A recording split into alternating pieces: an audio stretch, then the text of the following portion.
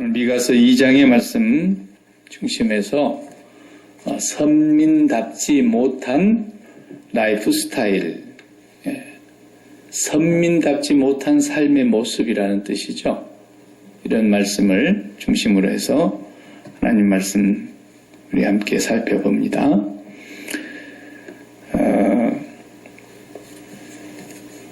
미가 선지자는 지난 시간에 우리가 서론에서 좀 했듯이 이사야 선지자와 동시대의 분이었는데 이사야 선지자보다는 조금 늦게 하나님의 보냄을 받아서 말씀을 전했던 분입니다.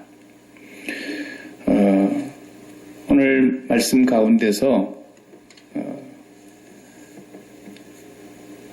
2장을 이해하기에 중심이 되는 말씀이 5절입니다. 5절을 다시 한번 보면요. 그러므로 여호와의 회중에서 분깃을 댈 자가 너희 중에 하나도 없으리라. 이런 말씀입니다. 여호와의 회중에서 분깃을 댈 자가, 분깃의 줄을 댈 자가 너희 중에 하나도 없으리라. 이 말씀이 무슨 말씀이냐 하면 좀 쉬운 말로 얘기를 해보면 여호와의 회중에서 줄을 띄워서 땅을 나누고 제비를 뽑아서 분배할 때에 너희의 몫이 하나도 없을 거다. 그 말입니다. 이거 언제 행하였던 거냐면 가나안 땅에 들어갔을 때 여호수아가 12지파에게 땅을 분배했지 않습니까? 서로 좋은 땅을 차지하려고 싸움이 나면 곤란하니까 서로 이렇게 선을 그어놓고 구획을 정해놓고 12지파 대표가 나와서 뽑는 거예요. 제비를 뽑아요. 그럼 제비를 뽑으면 제비 뽑는 대로 가져가는 거예요. 근데 그 제비 뽑아서 결정이 되는 것을 누가 결정하시느냐? 사람이 제비는 뽑습니다. 그러나 이 일을 작정하기는 여호와께 있느니라 그랬잖아요. 잠언 16장에 보면. 그러니까 제비를 뽑는 것은 줄을 그어놓고 땅을 구획을 정해놓고 뽑지만 제비를 뽑아가지고 결정이 나는 일은 하나님이 결정하신다는 거예요. 그러니까 성경에 제비 뽑기가 한 70번 정도 나와요. 제비 뽑는 일들이 계속 나오는데 그 제비 뽑는다는 것은 무슨 말이냐면 하나님이 정해놓으신 대로 산다는 뜻이에요. 그냥 그게. 12제자 중에서도 가룟 유다가 죽고 자살을 하고 공석이 됐을 때 그 한 자리를 채우려고 할 때 거기도 제비를 뽑아요. 그런데 두 사람을 추천해놓고 한 사람을 뽑는 거예요. 그러니까 한 사람만 딱 추천해서 그냥 쏙 집어넣어버릴 수도 있는데 배수로 공천을 해놓고 제비를 뽑게 해서 사람이 제비를 뽑지만 그 12세자 공석에 선택돼서 들어가게 하시는 분은 하나님이시라는 거죠. 하나님이 마띠아를 거기에다가 넣었어요. 이렇게 하나님이 정하시는 일대로 우리가 살아간다는 뜻이고 하나님이 은혜로 주신 대로 받아서 누린다는 뜻이에요. 선민이 살아가는 것은 그렇게 살아야 된다는 거예요. 하나님의 선택받은 백성들은 막 자기가 남의 것을 그냥 속된 말로 그냥 입에 이미 들어간 것도 그냥 등을 탁 쳐가지고 그냥 쏙 뺏어 먹고 등쳐먹는다 그러죠. 그리고 이미 남의 것인데 그것을 자기 것으로 만들기 위해서 갖은 수단과 방법과 꾀를 부리고 이것은 하나님의 심판을 받아야 될 죄악이라는 겁니다.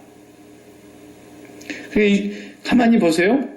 광야에 나와가지고도 만나를 내려주시는데 능력껏 갖다 먹어라 그러지 않았어요. 정한 분량 먹어라. 남도록 가져가봐야 하루 지나면 그냥 벌레 생기고 냄새나서 못 먹는다. 1일 분량씩만 가져가 그래도. 왜? 날마다 내려주실 거니까.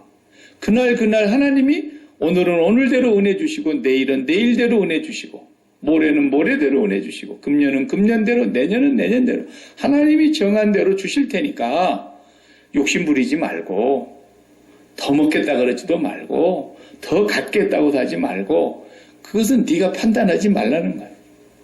그날에 하나님의 말씀을 순종하고 하나님을 네가 마음에 모시고 살아가면 네가 성실하게 살아가는 그 모든 삶 속에 하나님은 그때그때 은혜를 주신다는 겁니다. 이게 제비 뽑는 삶이라는 거예요. 그런데 5절의 말씀은 뭐냐면 이제 그렇게 살 수 있는 사람들이 너희 가운데 한 명도 없어질 것이다. 하나도 없다. 다시 말하면 하나님의 은혜와 복을 누리면서 살 수 있는 그런 것은 싹 다 하나님이 거두어 가버리겠다는 거예요. 광야를 갈 때도 너희들이 오늘 좀 빨리 걷고 싶은 사람들은 부지런히 걸어서 멀리 가라. 그러지 않았어요. 항상 법궤가 맨 앞에 가고 법궤 한 1km 뒤로 떨어져 가지고 법궤가 멈추면 같이 멈추고 법궤가 가면 법궤 따라서 또 가고 이러는 거예요.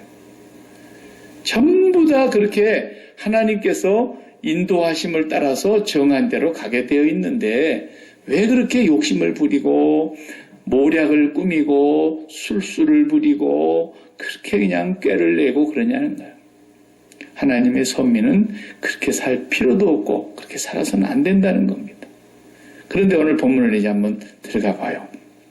2장 1절을 보면은 그들이 뭐 했어요? 침상에서 잠이나 잘 일이지 잠도 안 자 이것들은. 밤에 모여가지고 뭐 하는 거냐? 침상에 모여가지고 죄를 꾀하며 거기서 이제 죄 짓는 일을 악을 꾸민다는 거예요. 날이 밝기가 무섭게 그 손에가 뭐가 있어요? 힘이 있으므로. 힘이 없으면 그 짓거리를 못하죠. 권세가 있는 거예요. 권력이 있는 거예요. 돈도 있는 거예요.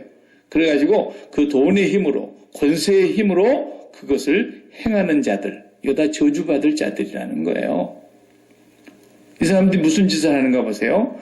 밤마다 잠 안 자고 머리 맞대고 죄와 악을 꾸미는 게 뭐냐면 밭들을 탐하여 빼앗고 저쪽 땅을 어떻게 하면 우리 소중으로 들어가게 할 건가. 그 다음에 집들을 탐하여 차지하니 저 아파트를 우리가 다 사가지고 어떻게 하면은 땅값이 집값이 폭등할 때 우리가 그것을 좀 차액을 남겨볼까.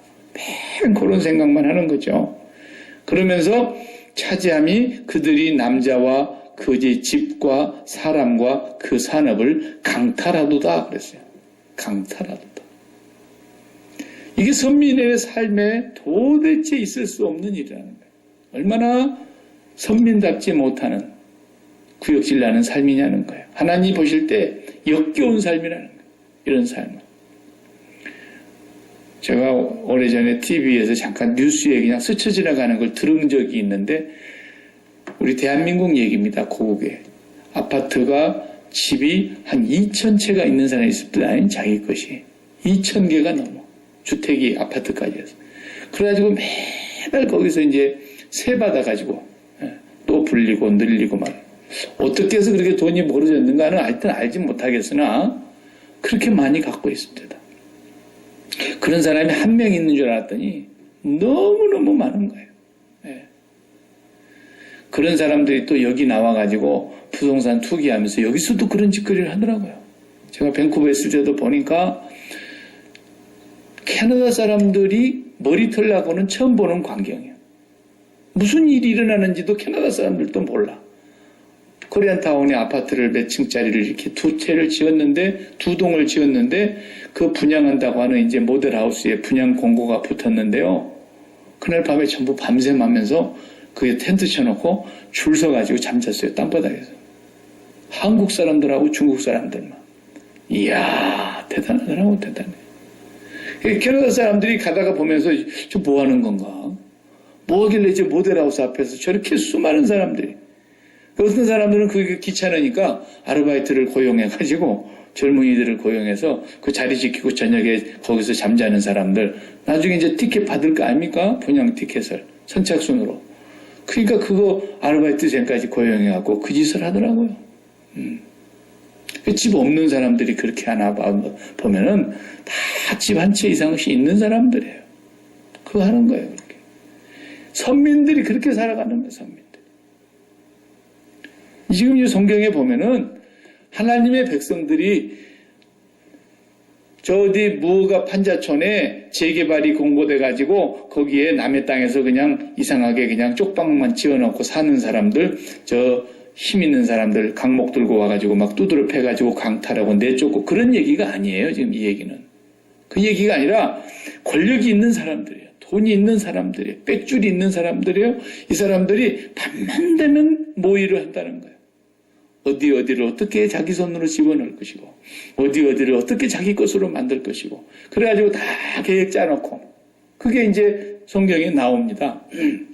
대표적으로 보면은 열왕기상 21장인가요? 거기에 나봇이라고 하는 사람의 포도원 얘기가 나오지 않습니까? 나봇의 포도원. 세상에 나봇의 포도원은 그냥 말 그대로 포도원이고 조상 대대로 물려받아서 내려오는 나봇의 재산이에요. 근데 그걸 아합 왕이 그거 나한테 좀 팔으라고. 그러니까 왕이요, 이건 팔 수 있는 것도 아니고 팔 수도 없거니와 우리 조상들로부터서 대대로 물려 내려와서 우리가 여기서 포도원 농사 짓고 여기서 우리가 먹고 살고 우리가 가정을 꾸리고 사는 땅인데 왕이 어떻게 이걸 달라 그러십니까? 안 된다 그러니까. 아이 아합 왕이 정말 쪼잔하게 그냥 궁궐로 들어가가지고 밥을 안 먹고 식음을 전폐하고 침소에서 나오질 않는 거예요. 예? 그러니까 그 부인 이세벨 왕비가 왕이요 왜 그러십니까? 그러니까 그 나봇의 포도원을 좀 팔라 그래도 안 판다고 제가. 그 아합 왕이 그것 때문에 밥을 안 먹고 누워 있으니까 이세벨 왕비가 기가 막힌 거예요. 아니 일국의 왕이 돼갖고 그게 무슨 짓거리냐고 걱정하지 말고 나와서 밥 먹으라고 내일 당장 당신 거 만들어 놓을 테니까 내가 어떻게 합니까? 그냥 만들어 버리는 거예요. 이세벨이 증인 2사람 세우면 되잖아요. 거짓 증인 2사람 딱 세워가지고 이 사람이 아합 왕을 모함하는 얘기를 하더라. 그렇게 하고 그냥 죄를 뒤집어 씌워버리는 거예요.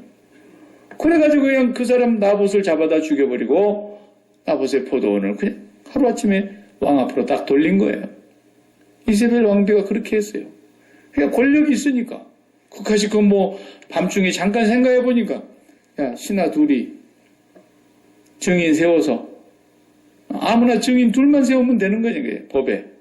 법에 증인 2사람이 똑같은 말을 하면은 법이 정한 절차대로 처리를 할 수 있으니까. 그러니까 성경이 십계명에도 거짓 증인하지 말라는 거 아닙니까? 근데 거짓 증인 2명 딱 세워가지고 절차를 따라서 법대로 처리해버린 거예요.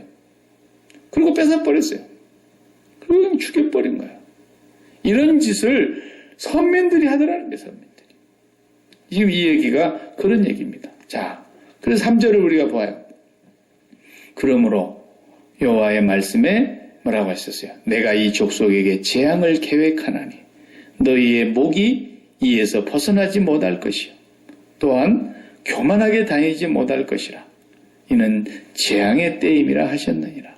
이제 재앙이 오지 않을 수가 없다는 거예요.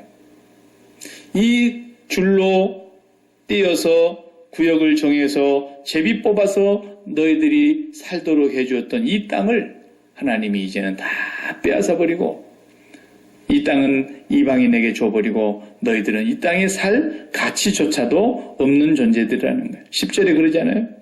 이것은 너희가 쉴 곳이 아니니 일어나 떠날지어다. 썩 물러가라 그 말이에요. 썩 물러가라. 여기는 너희가 살 땅이 아니다. 이는 그것이 이미 더러워졌음이라. 그런즉 반드시 멸하리니 그 멸망이 크리라. 이렇게 말씀하세요. 하나님의 심판은 반드시 이제 이루어지고 말 거라는 거예요. 이 얘기를 지금 미가 선지자가 계속 백성들에게 다니면서 하는 거예요. 그런데 백성들은 어떻게 듣습니까? 6절을 보세요. 그들이 말하기를 너희는 예언하지 말라. 이것은 예언할 것이 아니거늘 욕하는 말을 그치지 아니한다 하는도다. 미가 보고 예언하지 말라는 거예요. 그 쓸데없는 소리 하고 다니지 말라는 거예요. 그러면서 어떻게까지 기가 막힌 얘기를 하느냐면 7절에 심판을 얘기하니까 7절에 너희 야곱의 족속아 어찌 이르기를 여호와의 영이 성급하시다 하겠느냐 그의 행위가 이러하시다 하겠느냐 나의 말이 정직하게 행하는 자에게 유익하지 아니하냐. 이 말이 무슨 말이냐면 미가가 그렇게 하나님의 말씀을 선포하고 다니니까, 심판을 예언하고 다니니까 뭐라 그러냐면, 야, 하나님도 그렇게 성질이 급하시대? 이런다는 거예요. 이스라엘 백성들이. 하나님의 영이 그렇게 성질이 급하셔가지고 그냥 우리를 그렇게 막 때리고 까부수고 우리를 심판하고 멸망하고, 아따, 하나님 되게 참을성 없네. 그런다는 거야. 하나님을 오히려 조롱하고 하나님의 말씀을 오히려 그들이 우스갯거리로 여긴다는 거예요. 하나님도 참 성질 급하시네. 그런다라는 거예요. 그러면서 미가 선지자에게 예언을 못하게 하는 거예요. 그래서 미가 선지자의 예언을 그들이 도대체 받아들이지 않고 어떤 예언은 받아들이냐면 11절에 사람이 만일 허망하게 행하며 거짓말로 이르기를, 거짓 선지자가 와가지고 하는 말이 뭐래요? 내가 포도주와 독주에 대하여 내게 예언하리라. 뭐라고 예언하면 포도주 잔이 넘치고 독주의 잔이 넘칠 것이다. 그리고 이렇게 축복을 예언해 주면은 바로 이 사람이 우리 백성의 선지자다. 이럴 거라는 거예요. 심판과 멸망을 선포하면서 회개를 외치고 있는 선지자의 말은 듣지 않고 하나님을 조롱하면서 결국은 포도주 잔과 독주의 잔이 차고 넘치리라고 축복을 예언하는 선지자는 그렇지, 선지자가 바로 이래야지 라고 자기들의 선지자를 삼을 거라는 거예요. 이게 그 시대의 모습이었다고 하는 것입니다. 지금과 뭐 크게 다르지 않잖아요. 우리가 고국을 떠나온 지가 이제 오래돼서 고국에 대해서 뭐 깊이 관심을 갖고 있는 부분이 많지는 않지만 그래도 근자에 일어나는 일들을 가만히 보세요. 그 사람이 밤중에 얼마나 생각을 많이 했겠어요. 안가에 들어앉아갖고 얼마나 많은 모의와 악을 꾸몄겠어요. 그래가지고 날이 밝으면 힘이 있으니까 대통령의 힘을 자기 등에 업고서 막 휘두른 거예요. 그래가지고 자기에게 조금만 불리한 사람들이 나오면 저 사람 바꿔야 되겠다고 비서관들 불러다가 걔 바꿔야 되겠대. 이러면 바꿔버리는 거예요. 자기 딸의 점수가 조금 잘못 나와갖고 대학을 못 가게 생겨놓으니까 자기 딸에게 점수 잘못 주는 사람들 다 그냥 하루아침에 제거해버리는 거예요. 그리고 어느 누구가 그 힘 앞에서 안 됩니다. 그런 사람이 없었던 거예요, 그동안에. 이제 드러나가지고 감옥에 잡아다가 가둬놓으니까 아무 힘이 없잖아요. 대통령도 힘이 없는 마당에 아무 힘이 없어지고 나니까 그동안에 눌렸던 사람들, 억울한 일 당했던 사람들 다 나와가지고 전부 얘기하는 거 봐요. 어디까지가 사실이고 거짓말인지는 모르겠지만 얼마나 못된 짓을 많이 했으면 그 얘기가 지금 다 나오겠냐. 그런데도 하나님께서 우리 딸에게 복을 주셔서 이러고 앉아있잖아요. 그 자기 딸에게 복을 엄청 주셨대, 하나님이. 하나님 얘기만 좀 안 들먹거리면 참 좋겠는데 또 그 입으로 하나님을 주절거리니까 얼마나 하나님의 영광을 도적질하냐. 여기 그 말이 여기 나오지 않습니까? 9절에 보면은 8절 9절에 근래에 내 백성이 원수같이 일어나서 전쟁을 피하여 평안히 지나가는 자들의 의복에서 겉옷을 벗기며 내 백성의 부녀들을 그들의 즐거운 집에서 쫓아내고 그들의 어린 자녀에게서 나의 영광을 영원히 빼앗는도다. 그런 못된 짓을 하게 되기 때문에 하나님의 영광이 얼마나 더럽혀지냐는 거예요. 자, 그러면 또 그 사람만 또 나쁘다고 할 수 있느냐? 나는 어떠냐라는 거예요. 우리는 어떠냐라는 거죠. 오늘날 교회가 어떠냐라는 거예요.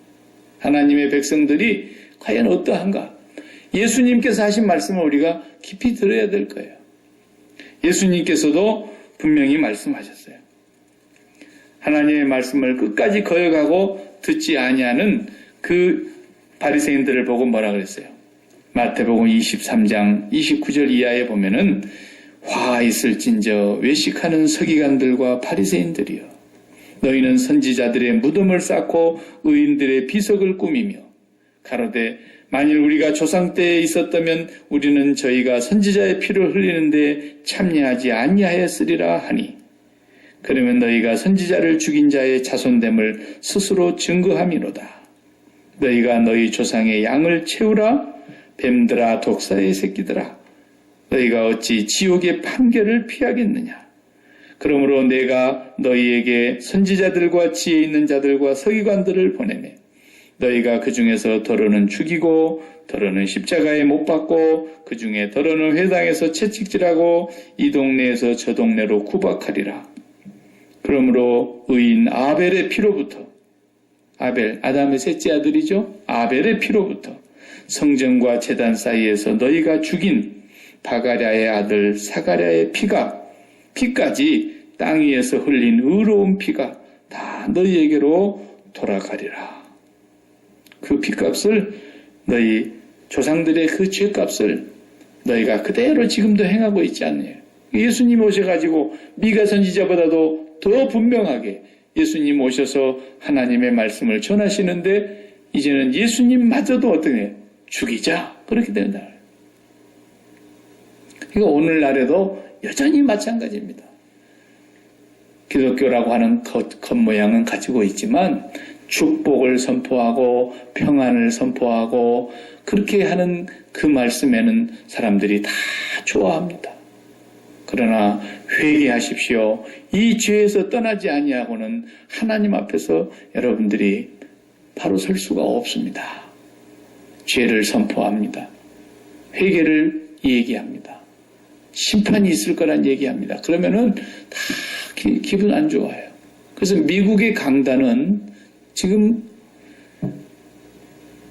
전체가 다 그런 건 아니지만 정말 복음주의 입장에서 말씀을 전하고 있는 몇몇 목사님들을 빼고는 주일날 강단에서 죄를 회개하라는 말이 선포되지 않은 세월이 벌써 오래됐어요. 죄라는 말 자체도 안 써요, 이제는. 강단에서. 교회 나온 사람들에게 죄를 얘기해서는 안 된다는 거예요. 그래서 강단에서 죄를 지적하고 죄를 회개하라는 그런 선포는 일찍이 없어져 버렸습니다. 미국 땅은. 제가 그것을 많이 봐요. 그러나 몇몇 복음주의 목사님들 철저하게 죄를 선포하고 존 메가더 목사님 같은 분들은 뭐 너무너무 엄격하게 죄를 선포하고 회개를 촉구하고 하나님의 말씀 앞으로 바르게 서도록 선포하는 사람들이죠. 그래도 그 교회는 미국의 복음주의를 대표하는 좋은 교회 중에 하나입니다. 그 성도가 한 5만 명 정도 모이는, 미국에서 5만 명 모이는 성도면 굉장한 대형 교회죠. 근데 그 교회는 그렇게 축복만 얘기하고 평안만 얘기하는 게 아니라 얼마나 정말 날카롭게 하나님의 말씀의 죄악을 그대로 지적하고 있는지 그런 것들을 우리가 보게 되거든요. 그래서 선거할 때도 보니까 그분은 그냥 아주 선거 전날, 전주일날 선거에 관련된 메시지를 잠깐 전하더만요. 예배 설교 전에 이번 주간에 선거가 있기 때문에 여러분에게 내가 이 말을 하지 않을 수가 없습니다. 그러면서 오늘 본문 메시지는 놔두고 우선 선거에 관련된 공화당과 민주당 두 후보를 놓고 하나님의 말씀을 쫙 읽어가면서 여러분이 이 말씀을 놓고 볼 때 누가 그래도 하나님의 말씀에 가까운가 보십시오. 이런 사람을 찍어서는 안 됩니다. 분명하게 얘기를 하더라고요. 그런 정도 돼야죠. 근데 복음주의라고 하는 교회마저도 이제는 죄를 지적하는 말이 아예 없어졌어요. 한번 성경을 봐요. 우리가 아모스에서도 앞에서 잠깐 봤어요. 아모스 선지자도 죄를 지적했더니 얼마나 싫어했습니까? 그래가지고 네나 너희 나라에나 가서 빌어먹어라. 앞에 7장에서 그렇지 않습니까? 아모스 7장의 10절을 보면은 아모스 선지자도 동일했어요. 때에 베델의 제사장 아마샤가 이스라엘 왕 여로보암에게 보내어 이르되 이스라엘 족속 중에 아모스가 왕을 모반하나니 이 거짓말이죠. 모함을 얻으했어요. 그 모든 말을 이 땅이 견딜 수 없나이다. 아모스가 뭐라 그랬냐면 말하기를 여로보암 왕은 칼에 죽겠고 이스라엘은 반드시 사로잡혀 그 땅에서 떠나겠다고 하고 돌아다닙니다. 이 고자를 한 거예요, 고자질. 그리고 12절에 또 보세요. 아마샤 그 제사장이 뭐라 그럽니까? 아모스에게 이르되 선견자야 너는 유다 땅으로 도망하여 거기에서나 떡을 먹으며 거기에서나 예언해라. 거기서나 가서 나불거리고 떡이나 먹고 거기서 빌어먹고 살아라. 왜 여기 와가지고 말도 안 되는 소리하고 다니냐고 아모스에게 그렇게 호통을 치지 않습니까? 하나님의 심판을 얘기하는 그 목소리를 듣기 싫어서 분명히 그렇게 했습니다. 또 우리가 한번 보겠어요. 열왕기상 구약성경 한번 펴봐요. 열왕기상 22장 열왕기상 22장 19절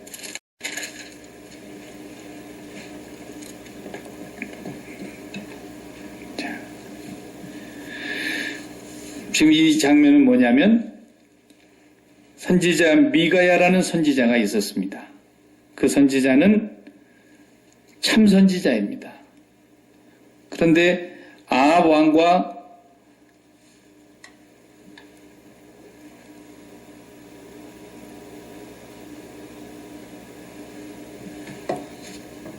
전쟁을 하는데 연합군이 유다 왕 여호사밧과 이스라엘 왕 아합이 연합군입니다. 이 두 왕은 남북의 왕이지만 사돈지간이에요. 그래서 길르앗 라못이라는 것을 쳐들어가서 우리가 이 땅을 뺏자. 지금 이렇게 둘이 마음을 굳혔어요.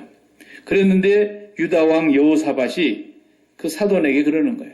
그래도 선지자들에게 한번 물어봐야 되지 않냐. 하나님의 뜻인지 아닌지를. 그러니까 아합 왕이 선지자들 다 모이라 그랬어요. 400명이나 되는 거예요, 선지자가. 에? 쉬운 말로 하면 요즘으로 합시다. 목사 400명이 모였다 그럽시다. 목사 400명에게 물어본 거예요. 이 전쟁을 해야 되겠습니까? 말아야 되겠습니까? 그러니까 이 400명의 아합 왕의 밑에서 녹을 먹는 선지자들이 한결같이 이 전쟁은 하나님께 속한 것이고 하나님께서 길르앗 라못을 아합 왕에게 주신다 그랬습니다. 승리하신다 그랬습니다. 올라가서 빼앗기만 하면 됩니다. 뭐 이러는 거예요. 그 중에 이제 대표가는 선지자가 시드기야였죠. 시드기야가 앞장서서 그러는 거예요. 나머지 400명이 그냥 한결같이 아멘입니다. 저희들도 하나님께서 그렇다는 것을 들었습니다. 뭐 이러는 거예요. 근데 그 말을 들은 여호사밧이 이상하단 말이에요. 그런데 선지자가 여기 전부 다 왔습니까? 그러니까 한 명 있기는 있는데 그 사람은 항상 자기가 듣고 싶은 얘기를 안 해주는 사람이에요. 그 사람도 데려옵시다. 그 사람도 들어봐야죠. 미가야 선지자를 데려옵니다. 자, 지금 그 장면이에요. 19절을 보십시오. 18절부터 봅시다. 이스라엘 왕이 여호사밧 왕에게 이르되 저 사람이 내게 대하여 길한 것을 예언하지 아니하고 흉한 것을 예언하겠다고 당신에게 말씀하지 아니하였나이까. 보십시오. 하여튼 좋은 얘기는 안 하는 선지자라서 나는 저 사람 싫습니다. 왕이 그런 거예요.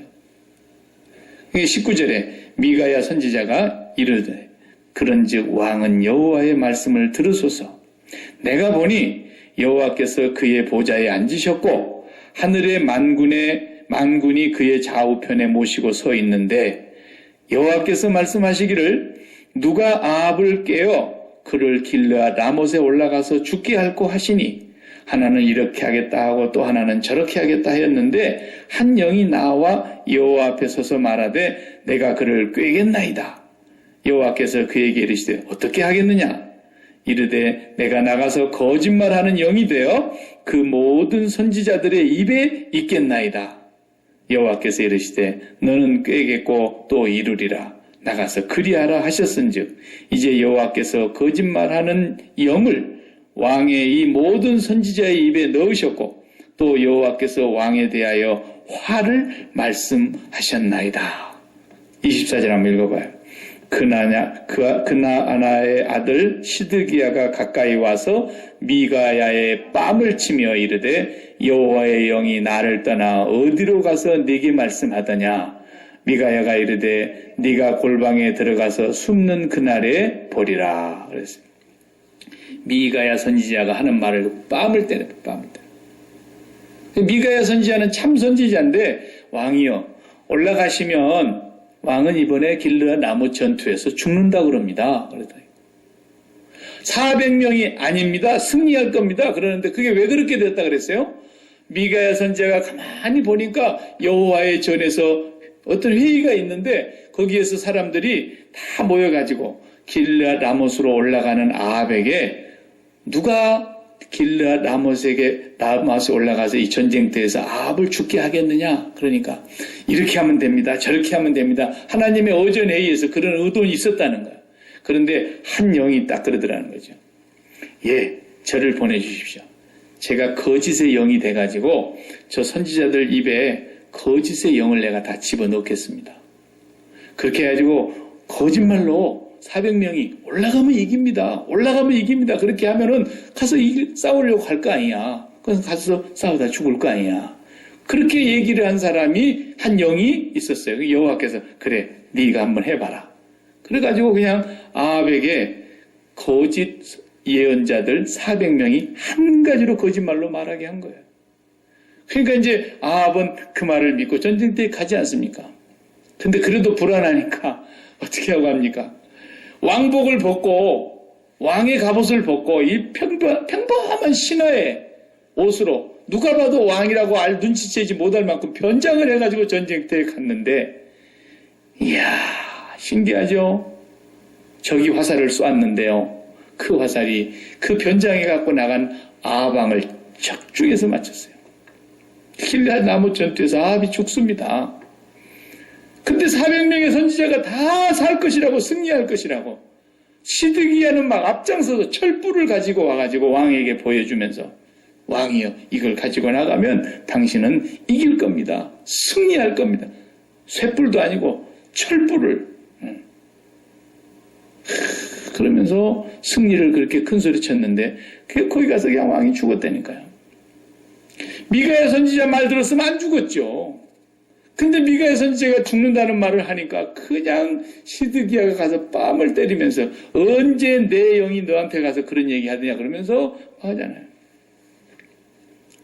그러니까 참 에레미야를 읽어보면 더 그래요.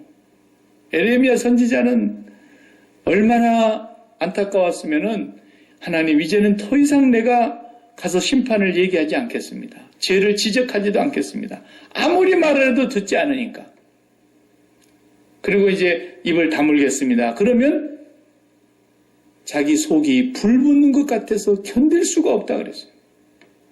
그래서 가서 할 수 없이 또 하나님의 말씀이 내려온 대로 가서 심판을 선포하고 죄를 회개하라고 선포하고 그러는데도 끝까지 안 받아들이는 거죠. 오히려 에레미야 선지자가 그렇게 많은 핍박을 받습니다. 그런데 예수님께서 그러지 않습니까? 아까 예수님 말씀 마태복음 23장에 보면 아벨의 피에서 붙어서 바가랴의 아들 사가랴의 피가 그동안에 얼마나 너희 조상들이 그 내가 보낸 선지자들의 피를 많이 흘렸느냐라는 거예요.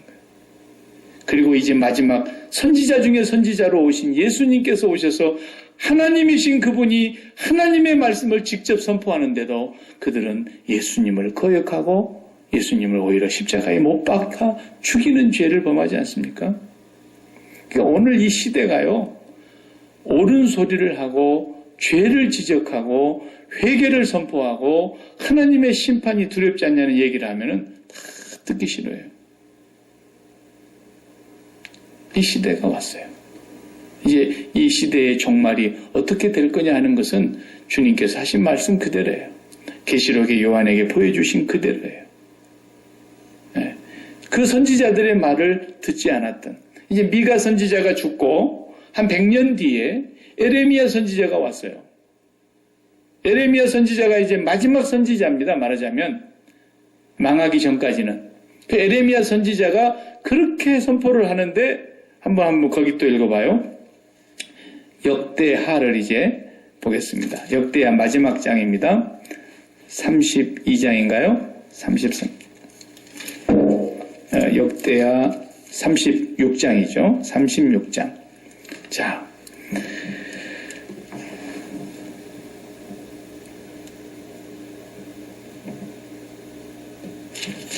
역대하 36장 11절부터서 보겠어요. 미가 선지자 이후에 100년 뒤에 오신 분입니다. 이분은 100년 뒤에 활동하신 분이에요. 자, 36장 11절에 시드기야가 왕 위에 오를 때의 나이가 21세였다 이거예요. 왕으로 11년을 다스립니다. 자, 12절을 다 같이 여러분 읽겠습니다. 그의 하나님 여호와 보시기에 악을 행하고 선지자 에레미야가 여호와의 말씀으로 일러도 그 앞에서 겸손하지 아니하였으며, 보십시오.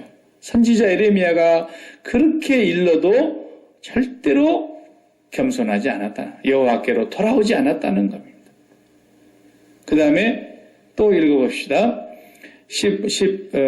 15절 그 조상의 하나님 여호와께서 그의 백성과 그 거하시는 곳을 아끼사 부지런히 그의 사신들을 그의 백성에게 보내어 이르셨으나, 얼마나 부지런히 하나님이 보내셨습니까? 그의 백성이 하나님의 사신들을 비웃고 그의 말씀을 멸시하며 그의 선지자들을 욕하여 여호와의 진노를 그의 백성에게 미치게 하여 회복할 수 없게 하였으므로, 회복할 수 없는 상황이 와버렸어요. 17절 다 같이 하나님이 갈대아 왕의 손에 그들을 다 넘기심에 그가 와서 그들의 성전에서 칼로 청년들을 죽이며 청년 남녀와 노인과 병약한 사람을 긍휼히 여기지 아니하였으며 또 하나님의 전에 대소 그릇들과 여호와의 전에 보물과 왕과 방백들의 보물을 다 바벨론으로 가져가고 또 하나님의 전을 불사르며 예루살렘의 성벽을 헐며 그들의 모든 궁시를 불사르며 그들의 모든 귀한 그릇들을 부수고 칼에 살아남은 자를 그가 바벨론으로 사로잡아 가매 무리가 거기서 갈대아 왕과 그의 자손의 노예가 되어 바사국이 통치할 때까지 이르리라. 이에 토지가 황폐하여 땅이 안식년을 누림같이 안식하여 70년을 지내었으니 여호와께서 에레미야의 입으로 하신 말씀이 이루어졌더라. 하나도 이루어지지 않은 게 없지 않습니까? 반드시 이루어져요. 그러니까 미가 선지자도 에레미야 선지자보다도 일찍 와서 계속 그 말씀을 전하니까, 야, 하나님이 그렇게 성질 급하셔? 아니, 하나님의 영도 그렇게 성을 내는 거야? 그렇게 참지 못하시는 영이야? 그래서 비웃는 거예요, 오히려. 그래서 이제 미가 선지자의 말씀 결론을 보면은 하나님께서 뭐라 그러셨어요? 썩 물러가라 그러지 않습니까? 10절 미가서 2장 10절 이것은 너희가 쉴 곳이 아니니 일어나 떠날지어다. 이는 그것이 이미 더러워졌음이라 그런즉 반드시 멸하리니 그 멸망이 크리라 그랬어요. 지금도 마찬가지입니다. 지금은 예수 그리스도께서 오셨어요. 이 선지자가 온 게 아니에요. 이사야 왔다 갔어요. 에레미야 왔다 갔어요. 미가도 왔다 갔어요. 호세아, 요엘, 아모스, 오바다, 요나, 비가, 나움, 하박국, 스바냐, 학개, 스가랴, 말라기 다 왔다 갔어요. 구약의 선지자들이 다 끝났고 마지막에, 맨 마지막에 하나님은 아드님을 보내셨습니다. 예수 그리스도를 보냈습니다. 무엇입니까? 예수 그리스도를 통해서 이제 우리가 이 세상을 끝내야 된다는 것입니다.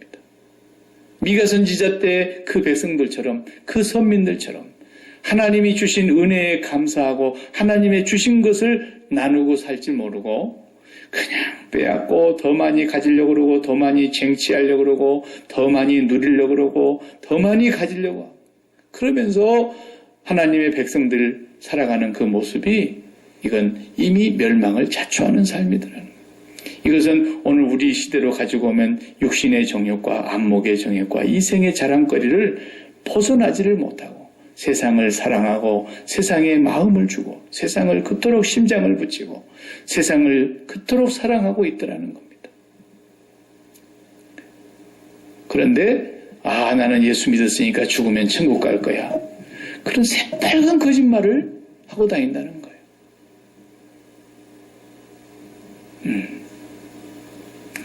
그런 사람들 죽어보면 깜짝 놀랄 겁니다. 내가 믿었던 얘기가 사실이 아니었구나. 우리 목사님이 그렇게 축복을 나한테 많이 해줬는데 그게 축복이 아니었구나. 그걸 돌이킬 수 없는 순간에 깨닫게 될 것입니다. 그게 아닙니다. 제가 누차 말했지만 하나님의 복은 그냥 특수부대 군인 아저씨들 하늘에서 그냥 낙하산 타고 내려오는 것과 같은 거예요. 그 사람이 그냥 산봉우리에 내려올 수도 있는 거고 저 골짜기에 떨어질 수도 있는 거고 늪지대에 빠질 수도 있는 거고 바다에 빠질 수도 있는 거고 그냥 평탄한 데 내려올 수도 있는 거예요. 그러나 그 사람들이 내려와갔다고 해서 높은 데 떨어졌다고 높은 사람입니까? 저 낮은 데도 떨어졌다고 해서 그 사람이 군인이 아닙니까? 다 자기 임무와 사명이 분명히 가지고 온 거예요. 어디에 자기가 착지가 돼서 떨어졌든지 거기서부터서 임무를 수행해 가는 거거든요. 하나님 주신 대로 사는 거예요. 오늘도 하나님을 바라보면서 우리가 열심히 쟁취해야 될 건 하나뿐이에요. 예수 그리스도를 통해서 하나님의 마음을 아는 것. 예수 그리스도를 통해서 하나님을 더 많이 벌고 하나님의 마음을 더 많이 내가 갖는 것. 그분은 광대무변하신 하나님이기 때문에 오고 오는 인류 역사에 100억의 인구가 하나님의 마음을 다 도적질해 가도 하나님은 모자람이 없고 하나님은 궁핍함이 없는 분이세요. 그 하나님을 내가 쟁취하기 위해서 우리는 몸부림치는 것이지 이 세상의 것을 더 쟁취하기 위해서 밤새도록 머리를 맞대고 계획을 짜내고 그렇게 해가지고 더 많이 가지는 것이 마치 이 땅의 삶이 축복된 삶의 것인 줄로 착각하는 사람들. 반드시 회개치 아니하면 저주와 심판이 있을 거라는 거예요.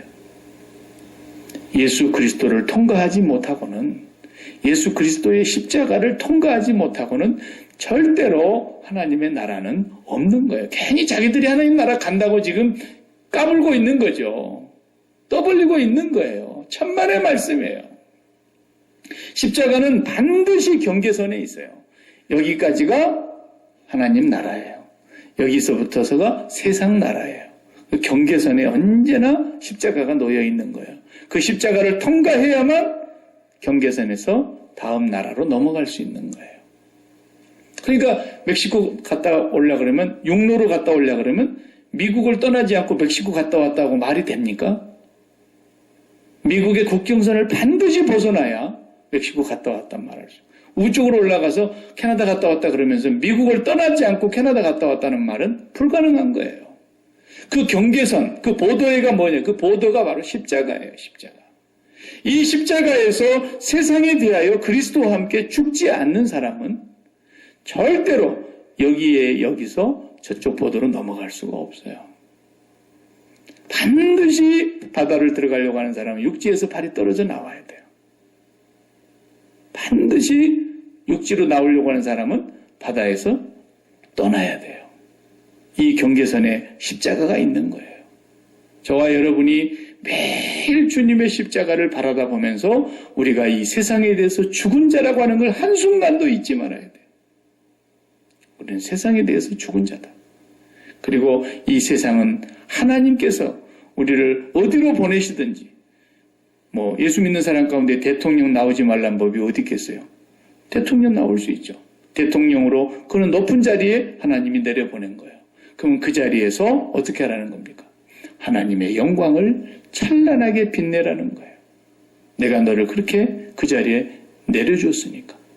그랬더니 그 자리에 내려주니까 세상의 그 권세와 그 능력을 가지고 전부가 다 뭐 하는 거예요? 밤마다 머리를 맞대고 어떻게 하면 이건 내 것으로 하고 어떻게 하면 이건 우리 사돈한테 주고 어떻게 하면 이거 이렇게 하니까 불행하게도 우리는 그 나라를 떠나왔지만 고국에서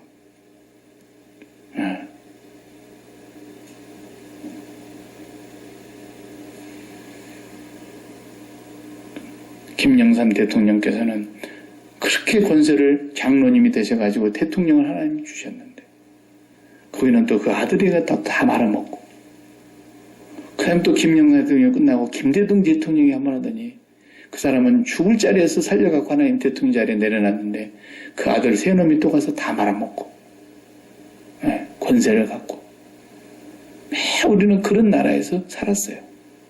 그 다음에 또 이제 노무현 대통령이 되더니 그 양반은 또 깨끗하고 잘하는 줄 알았더니 그 형님이 또 다 해가지고 말아먹고 그 다음에 또 이명박 대통령께서 하더니 장로님이시니까 또 다 잘할 것이라고 소망교회 장로님이라고 그냥 다 기뻐하고 그랬는데 그 덕에 그 형님이 또 다 말아먹고 그러니 또 이제 박근혜 씨는 또 옆에 사람들이 또 다 말아먹고 그 사람들 입에서 다 또 하나님 얘기해요. 하나님 복 주셨다고. 회개치 아니하면 반드시 저주가 있을 겁니다. 이미 저주가 시작됐는지도 몰라요. 마찬가지예요. 우리도 마찬가지예요. 우리가 정말 이 세상을 십자가에서 못 박고 하나님을 사랑하는 사람이라면 우리는 선민의 스타일이 어떤 삶이어야 하는가를 미가 선지자가 계속 설명해 주고요. 앞으로 이제 3장으로 넘어가면 또 더 자세하게 아주 구체적으로 보여줍니다. 너희가 진정으로 세상에 대하여 죽었고 하나님께 대하여 사는 사람이고 너희가 예수 그리스도와 함께 이 세상을 끝낸 사람이라면 우리가 어떻게 살아야 되는가를 선지자들이 너무너무 자세하게 보여주고 계세요. 예수님 오시기 전에도 그렇게 선명하게 보여주셨던 거예요. 그러나 다 실패했어요. 선택받은 선민이라도 다 실패했어요. 그런데 그 실패를 만회하신 분이 딱 한 분이세요. 예수 그리스도예요. 예수 그리스도가 이 세상을 끝내시려고 오신 거예요.